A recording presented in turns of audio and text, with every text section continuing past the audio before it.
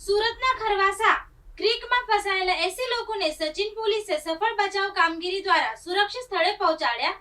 સુરતમાં સતત ભારે વરસાદ વચ્ચે ખારવાસા ક્રીક વિસ્તારમાં આશરે 80 લોકો ફસાઈ જવાની ઘટના સામે આવી હતી. મંગળવારે સાંજે 6 વાગ્યાથી રાત્રે 2 વાગ્યા સુધી સતત બચાવ કામગીરી હાથ ધરવામાં આવી હતી. ફસાયેલા તમામ લોકોને સુરક્ષિત રીતે બહાર કાઢી સલામત સ્થળે પહોંચાડવામાં આવ્યા હતા. માહિતી મુજબ મોટા ભાગના લોકો ડિંડોલી વિસ્તારમાં કામ પૂર્ણ કરીને ઘરે પરત ફરી રહ્યા હતા. ભારે વરસાદ અને પાણીના જોરદાર પ્રવાહના કારણે તેઓ રસ્તામાં જ ફસાઈ ગયા હતા. ઘટનાની જાણ થતાં સચિન પોલીસ સ્ટેશનના PIPN વાઘેલા ને PSI ડામોર અને તેમની ટીમ તાત્કાલિક ઘટના સ્થળે પહોંચી હતી. પોલીસ ટીમે કલાકો સુધી સતત રાહત અને બચાવ કામગીરી ચલાવી હતી. બચાવ કામગીરી દરમિયાન જોન છાના DCP રાજેશ પરમાર અને SCP નીરવ ગોહિલ પણ સ્થળ પર પહોંચ્યો હતો.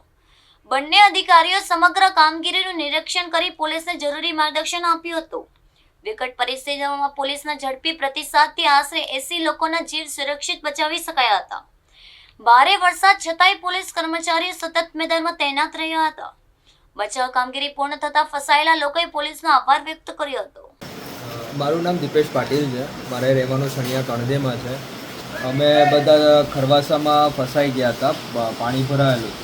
ત્યાં અમને કોઈ સગવડ કે કંઈક સુવિધા નથી થતી. ત્યાં સચિન પોલીસ સ્ટેશનનો સ્ટાફ આવ્યો, એમને અમને વ્યવસ્થિત ગાઈડ કર્યા, સમયસર ગાડી મોકલીને અમને સચિન પોલીસ સ્ટેશને લાવવામાં આવ્યા. અહીં અમને ચા પાણો નાસ્તો આપીને વ્યવસ્થિત અમને સુવિધાઓ મળી.